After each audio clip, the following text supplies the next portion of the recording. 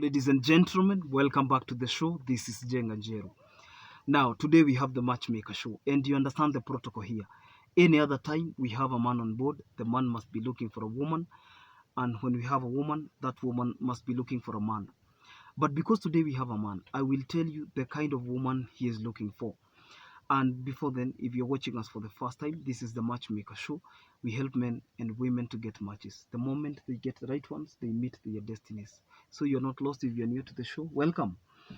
Our guest on today's show is a guy from the United States. So mmekuwa mkisema wewe leta hata mtu wa majuu sasa nini nini. This is your guy now.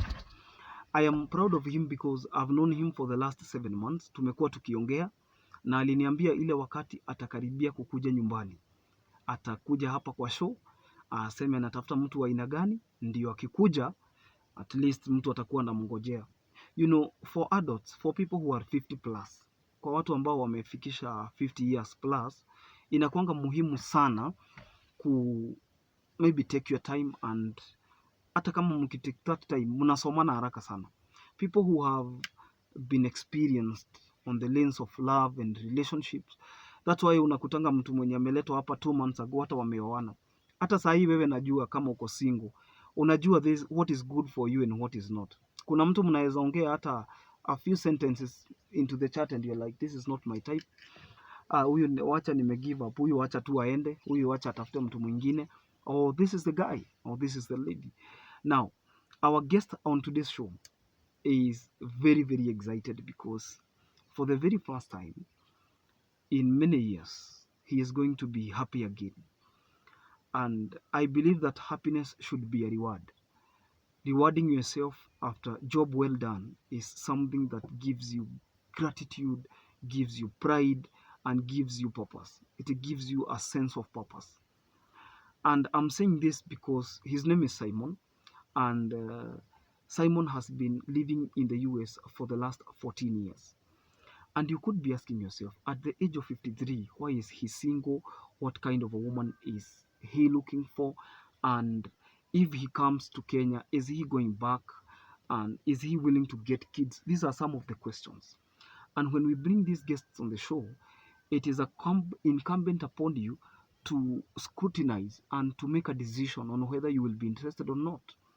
Now, I am very happy because Simon has been able to accomplish, na nimekwambia tumekuwa tukiongea for the last 7 years.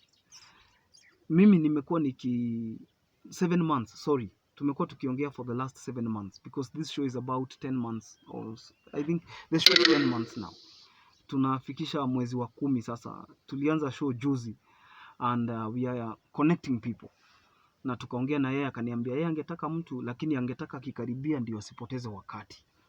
So I'm doing this video because he called me, he is due. Anakuja hapa tarehe 27, itakuwa Jumatatu. That is his flight plan. Ukiangalia tarehe 27 mwezi wa Novemba, itakuwa next week but one, na itakuwa Monday. Ni next week but one ama? In fact ni next week. Juu leo ni 17. Yeah, if it's 17, no, next week but one. Yes. Next week but one. He has like 10 days. And amesema ako due, he is coming. And you could be asking yourself, anatafuta nini? Mbona ako single? Huyu ni mtu ambaye amepitia sana.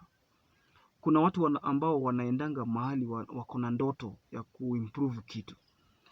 Alikuwa mtu ambaye ni wa kanisa kitambo, akataka kukuwa mchungaji, alafu wakati alienda huko ndoto ya kukuwa mchungaji ikasambaratishwa na ex-wife because he is a divorcee and their divorce was official.